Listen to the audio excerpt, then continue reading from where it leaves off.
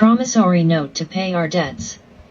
HJR 192 of June 5, 1933 is the promissory note, the promise of Abraham, the government issued to balance the exchange to credit the people.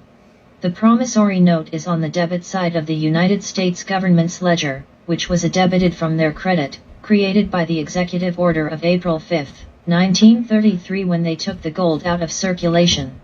Public policy is rooted in HJR 192 and is grace that creates our exemption. This is your temporal saving grace. Under grace, the law falls away to create a more perfect contract.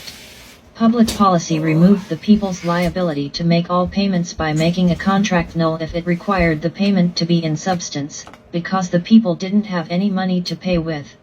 All that must be done now is to discharge the liability. Pay and discharge are similar words, but the principles are as different as Old and New Testaments. The word pay is equated with gold and silver, or something of substance like a firstborn lamb, which requires tangible work to be invested in it to remove the liability because an execution must occur.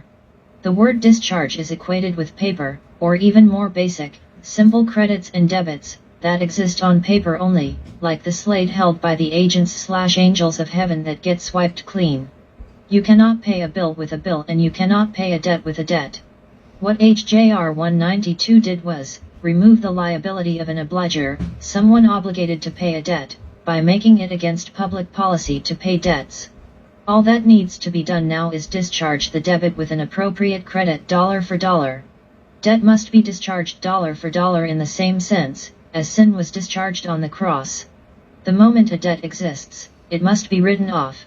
The catch is, we can't write off the debt because we are not in possession of the account in deficit. Our fiduciary agent is in possession of the account, so we must provide him with the tax return, by the return of the original offer, so the fiduciary can discharge the liability through their Internal Revenue Service, the bookkeeper.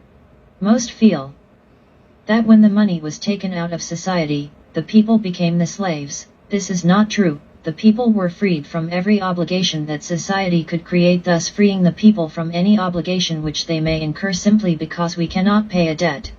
Ask yourself the question, what are you charging me with? And how do you expect me to pay?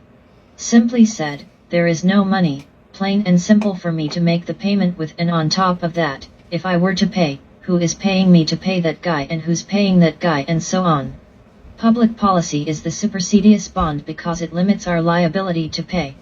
It is the more perfect contract because it operates on grace to pay our debts after we have done all that we can.